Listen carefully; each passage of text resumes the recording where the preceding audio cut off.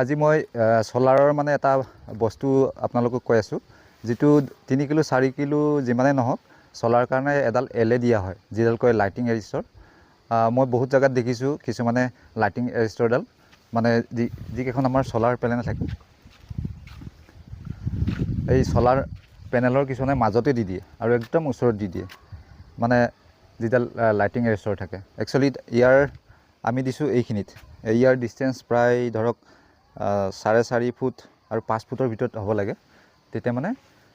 solar কেখনৰ কোনো problem নহয় এইডাল একচুয়ালি দিয়া হয় লাইটিং এৰিষ্টৰ কাৰণে যি বিজুলী ঢেৰেকনি মাৰে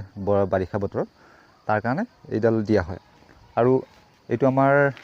3.5 কিলোৰ এটা সিস্টেম কমপ্লিট হৈ গ'ল এতিয়া ইয়াত তিনিখনকে আমি সিৰিজ কানেকশন কৰিছো মানে